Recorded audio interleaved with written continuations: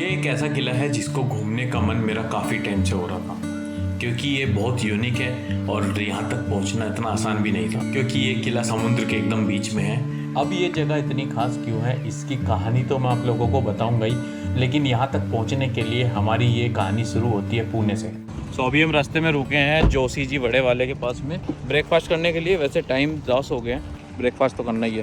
तो भैया जोशी जी बड़े वाले के पास तो बहुत भीड़ थी, इसलिए हम वापस आगे, बैठने की जगह नहीं थी, लोग वेटिंग में खड़े थे और अपने पास इतना टाइम है नहीं, तो यहाँ से फिलहाल चलते हैं। थोड़ा आगे जाके देखेंगे, कहीं और कुछ और खा लेंगे। ब्रेकफास्ट में क्या क्या है? कुछ नहीं है। और उस दिन अपनी किस्मत इतनी ख़राब कि हम कई रेस्टोरेंट पे रुके ब्रेकफास्ट के लिए, लेकिन ये ब्रेकफास्ट ढूंढते ढूंढते लंच का टाइम हो गया। लोग कह रहे हैं ब्रेकफास्ट नहीं है, लंच है।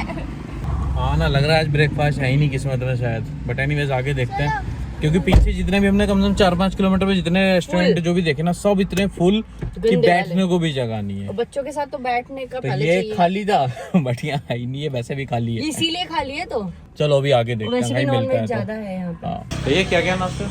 नाश्ते में मिसल है, दादा बड़ा रस्ता है, मैगी है, अंडा ऑमलेट है, अंडा भुर्जी है, मिसल है। एक मैगी देना, एक मिसल पाव और एक ब्रेड ऑमलेट। रेस्टोरेंट पे घूम के अब मिली है यहाँ पे। चलो फाइनली कितने 11 बजने वाले हैं, ब्रेकफास्ट हो रहा है। ब्रेकफास्ट फिनिश करके फिर हम लोग वहाँ से निकलते हैं फोर्ट की तरफ। एक्चुअली हमारा प्लान था कि हम सबसे पहले फोर्ट विजिट करेंगे और फिर हम रिजॉर्ट में चेक इन करेंगे, लेकिन ऐसा होता नहीं है। सुना तो जरा हमको है ये कहना, वक्त है क्या तुमको पता है ना, मतलब हो जा जरा, मतलब दुनिया की सुनता है क्यों, खुद की भी सुन ले कभी। तो जस्ट अभी हमने चेक इन किया है रूम में, और पहले हमारा प्लान था कि पहले फोर्ट पे जाएंगे, फिर लंच करेंगे, फिर चेक इन करेंगे, बट बहुत टायरिंग हो गया था सुबह से गाड़ी चलाते चलाते, और गर्मी भाई साहब यहाँ पे इतनी है ना, मतलब एसी चलाना पड़ रहा है। तो फिलहाल अभी सिर्फ बाहर जाएंगे, बाहर जाके खाना खाएंगे क्योंकि भूख लग रही है बहुत, क्योंकि 3 बजने वाले हैं, और खाना खा के फिर सामने ही बीच है, बीच पे 5-6 बजे तक आराम से एंजॉय करेंगे, 2-3 घंटा मस्त मज़े करेंगे, कपड़े वपड़े चेंज करके जाएंगे इसलिए।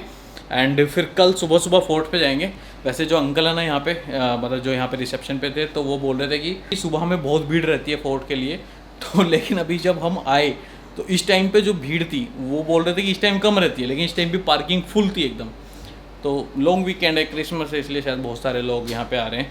बट एनीवेज हम अभी पहले खाना खाते हैं, फिर बीच पे चलते हैं, फोर्ट का सुबह देखेंगे। कल फ्रेश मूड से सुबह ही निकल जाएंगे हम 7-7:30 बजे। कोशिश करेंगे 6 बजे उठना कल सुबह, नहीं तो सीरियसली बता रहा हूँ 8 बजे फिर भी कम मिलेगी भीड़, पर फिर बहुत ज़्यादा हो जाएगी, है ना। जो हम 8 से पहले पहुँच जाएंगे वहाँ पे, 8 बजे पहली फेरी जाती है, क्योंकि ये जो फोर्ट है ना वो बिल्कुल समुद्र के बीच में है, तो फेरी से जाना पड़ता है। वो मैं आपको दिखाऊंगा पूरा ड्रोन शॉट सब कुछ, तो अभी स्किप मत करना व्लॉग, आपको यदि वो देखना थोड़ा बहुत स्किप कर लेना, बट बिल्कुल क्लोज मत करना, क्योंकि मैं ऐसी चीज़ दिखाऊंगा जो मतलब शायद नहीं देखी हो आपने। फिलहाल खाना खाने चलते हैं। करीबन 3 बज चुके थे और हम लोग अपने रूम से फिर निकलते हैं लंच करने के लिए। एंड एज यूजुअल मैं लंच रिकॉर्ड करना भूल जाता हूँ, हमेशा लंच डिनर खाना रिकॉर्ड करना भूल जाता हूँ। तो फिर हम लंच वगैरह निपटाते हैं और सीधे निकल जाते हैं मुरुडू बीच पे, जो कि हमारे रूम से बहुत ही पास में था, वॉक इन डिस्टेंस पे भी था। सो अभी हम लोग बीच पे आ गए हैं, जस्ट अपने रिजॉर्ट के सामने एक बीच है, मुरुड बीच। तो अभी जस्ट यहाँ पे है, हवा थोड़ी अच्छी नहीं आ रही क्योंकि हवा ज़्यादा रहती है यहाँ पे।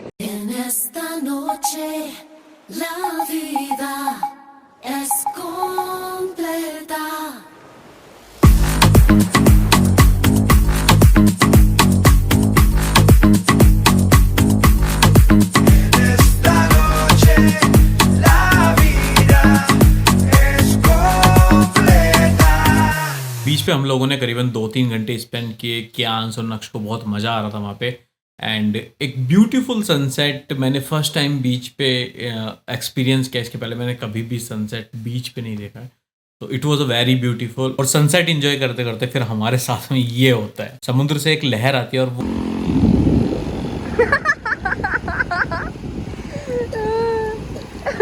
क्या निचोड़ रहे दबादब, निचोड़ो। सनसेट में अच्छा व्यू आ रहा है तुम्हारा, कपड़े निचोड़ते हुए। मतलब कि एक लहर ऐसी आई, मैं आगे जस्ट बैग उठा ही रहा था, बैग मैंने उठाया और पूरा एकदम नीचे चादर सारी बह गई, सारा सब मिट्टी में हो गया एकदम। ये भी थोड़ा सा रेत निकाल लो। एक वेव ने सब एकदम पूरा बहा दिया। अब ये धोने पड़ रही इतना रेत कैसे लेके जाएंगे नहीं तो घर पे। ओके, सो गए शाम के 6 बज चुके हैं और अभी हम सिर्फ होटल की तरफ जा रहे हैं, सामने ही अपना रिजॉर्ट। बट सनसेट हो चुका है, सनसेट के लिए रुके थे, लेकिन बढ़िया मज़ा आ गया देख के यहाँ पे शाम को सनसेट, और कुछ बढ़िया शॉट्स लिए, ड्रोन शॉट्स वगैरह। आई होप आपको देख के मज़ा आए होंगे। और अभी सिर्फ वहाँ चलते हैं, चाय वाय पीते हैं रास्ते में और रिजॉर्ट जाके आराम करेंगे, कल के लिए रेडी होंगे।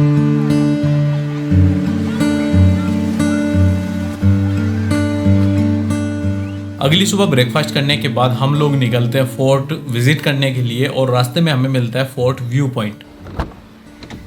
चलो उतरो। सुबह के करीबन 9:30 बजने वाले हैं आई थिंक, एंड अभी जस्ट हम रास्ते में रुके हैं क्योंकि यहाँ से ना जंजीरा फोर्ट का व्यू है, और आपको मेरे पीछे दिख रहा है वो है जंजीरा फोर्ट, जो बिल्कुल एकदम समुद्र के बीच में है, मतलब कि चारों तरफ पानी है। तो यहाँ पे जाने के वैसे 2 रास्ते हैं, मैं आपको दिखाता हूँ। एक तो आप उस साइड से फेरी पकड़ के वहाँ से ऐसे जा सकते हो, वो थोड़ा लंबा रास्ता है, और दूसरा रास्ता है इस साइड से। कहाँ से? दूसरा रास्ता इस साइड से, यहाँ से फेरी पकड़ के और आप वहाँ जा सकते हो। तो अभी हम फोर्ट पे भी जाएंगे फेरी पकड़ के, जो क्लोज वाला रास्ता है यहाँ से। लेकिन यहाँ पे जो नीचे जो लहरें आ रही है ना, बड़ी सही आ रही है नीचे एकदम पत्थर पे।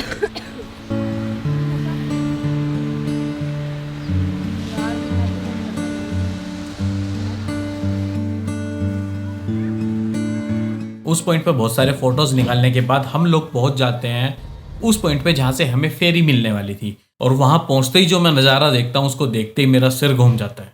वहाँ पे फेरी के टिकट के लिए इतनी लंबी लाइन थी कि हमें करीबन 1.5 घंटा लगा, क्योंकि बीच बीच में वो काउंटर बंद कर रहे थे, बिकॉज उनकी फेरी लिमिटेड थी और टिकट के लिए बहुत ज़्यादा लोग थे। अब टिकट लेके हम थोड़ा आगे जाते हैं और वहाँ पे हमें लगता है कि अब बस फेरी में बैठेंगे और जाके फोर्ट देख के आएंगे, बट इतनी अच्छी किस्मत कहाँ है, आगे जाके देखते हैं तो वहाँ पे भी लाइन है फेरी में बैठने के लिए। नौका चालक कर्मचाऱ्यांकडून देण्यात येणाऱ्या सूचनांचे, और वहाँ पे हमें करीबन फिर से 1 से 1.5 घंटे का वेट करना पड़ता है अपना नंबर फेरी में आने के लिए। लेकिन पता नहीं क्यों मुझे वहाँ पे मज़ा बहुत आ रहा था। फाइनली हमारा नंबर आता है फेरी में बैठने के लिए, फिर और फेरी में बैठने के बाद में फेरी वाले भैया अपना ज्ञान स्टार्ट करते हैं। आप भी थोड़ा सुन लो, क्योंकि उन्होंने हमें बताया कि ये फोर्ट यूनिक क्यों है, इस फोर्ट को कब बनाया गया। जो गांव से आप लोग जा रहे हैं ना सर, ये गांव का नाम क्या पता है? मैं आपको राजपुरी नाम है। जब 45 मिनट में आप लोग किला घूम के गेट पे रिटर्न होंगे तो आते समय आप लोग को राजपुरी गांव के बोट में बैठना है, बाकी कोई बोट में बैठना नहीं है। और जो आप लोग किला देखने के लिए यहाँ तक आ गए, किला बोले तो अंदर से छोटा नहीं है, समंदर के बीच में जंजीरा किला ना, अंदर साइड में 22 एकड़ का एरिया है, 22 एकड़ का एरिया है। अभी लोग अंदर जाते हैं 1.25 घंटे में। अंदर जाने के बाद आप लोग पूरा किला तो नहीं घूम सकते, क्योंकि पूरा किला घूमने के लिए मैं आपको बता रहा 2 दिन भी कम पड़ जाएंगे ना। लेकिन किले के अंदर से कुछ पॉइंट है। पॉइंट कौन से है? जब किले के अंदर आप लोग एंट्री करेंगे, पहला पॉइंट आप लोग को अंदर क्या मिलेगा? दरगाह मिलेगी। जैसे आप लोग ने मुंबई में हजी अली देखे ना, और आप लोग एक किला देखने के लिए आ गए ना यहाँ पे। इसके समंदर के बीच में 2 किले, 2 किले कौन से है? फर्स्ट जंजीरा किला है, सेकेंड किला कहाँ पे?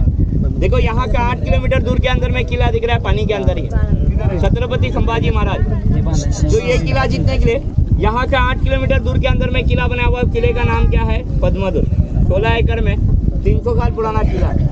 और जिस समंदर से आप लोग किले के अंदर एंट्री कर रहे हैं ना, समंदर का पानी कैसे आप लोग को बताया कि खड़ा होता है ना। जब किले के अंदर आप लोग एंट्री करेंगे ना, तो अंदर जाने के बाद देख लो आप लोग को 1 नहीं 2 मीठे पानी के तालाब है, और इतने बड़े तालाब है कि जो बोट में आप लोग बैठ के अंदर किला देखने के लिए जा रहे हैं ना, मैं एक बोट की बात नहीं कर रहा हूँ, इसमें के 3 से 4 बोट उठा के आप लोग एक तालाब के अंदर डालेंगे तो बैठ के आप लोग राउंड मार सकते हैं। इतने बड़े तालाब है, इसकी गहराई है 40 फीट, दूसरे तालाब की गहराई कितनी है? 60 फीट। ये तो 2 मिनट का मैंने ट्रेलर बताया, अभी मैं आप लोग को पिक्चर बता रहा हूँ।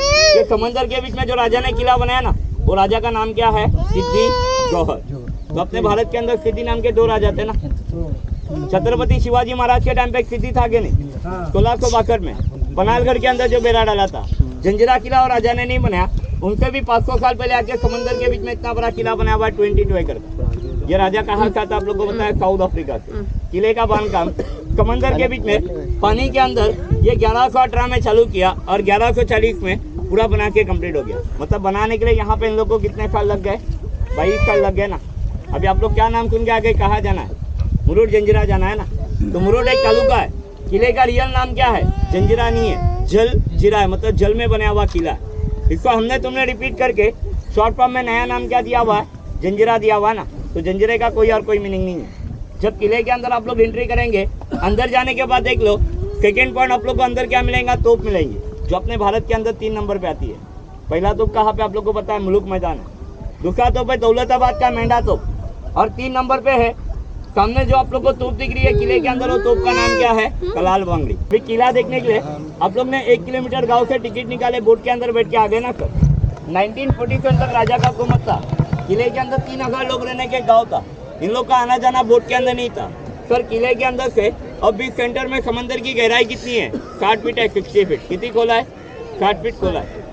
समंदर के 60 फीट नीचे से लोग ने अंडरग्राउंड टनल निकाला हुआ, जिसका मराठी में अपन क्या बोलते हैं, भुयारी मार्ग। और कहाँ पे निकलता है, देखो सामने वाले गाँव में एक कमांड में आप लोग को ब्लैक पत्थर में गेट दिख रहा है ना, 1 किलोमीटर गाँव के अंदर में निकलता है सर। 20 बाय 20 का लगता है। 72 में टनल को गवर्नमेंट ने बंद किया हुआ है। क्यों बंद किया हुआ है, क्योंकि मैंने आपको क्या बताया, किले के अंदर वहाँ पे कोई रहता नहीं है।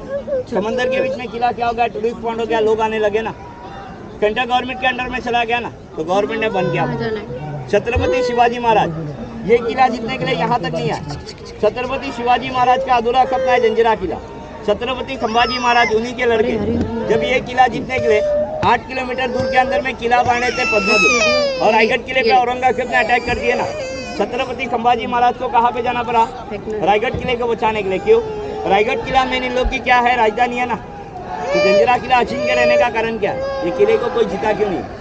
ये इंडिया का पहला एक ऐसा किला है जिसको आज तक कोई भी राजा जीत नहीं पाया, ना शिवाजी महाराज ना अंग्रेज, कोई भी इस किले को कैप्चर नहीं कर पाया। उसका रीजन एक ही है कि किसी को भी इस किले में एंटर किधर से करना है, उसका गेट ही पता नहीं चलता था। इसका स्ट्रक्चर ऐसा डिजाइन किया गया था कि आप जब तक 40 फीट दूर तक इस किले के पास ना आ जाओ तब तक आपको एंट्रेंस पता ही नहीं चलेगा। इवन हमें भी जब हम बोट में बैठे थे पता ही नहीं चल रहा था कि किधर से एंट्रेंस है। जब गेट के बिल्कुल पास पहुंच गए 30-40 फीट की दूरी पे, तब जाके गेट समझ में आया कि ऐसे यहाँ पे गेट है। तो इसलिए ये किला अपने आप में बहुत खास है, बहुत अलग है। बहुत लोगों को इसके बारे में नहीं पता है, बट ये भी इंडिया की एक ऐसी हिस्ट्री है कि एक इकलौता ऐसा किला जिसको आज तक कोई भी कैप्चर नहीं कर पाया, और ये अजिंक्य रहा, अभेद रहा, किसी को उसका भेद नहीं पता चला। तो ये किले के बारे में थोड़ी जानकारी थी। इसके बाद हमें पानी में उतर के पानी से होते हुए किले में एंटर करते हैं बड़ी मुश्किल से।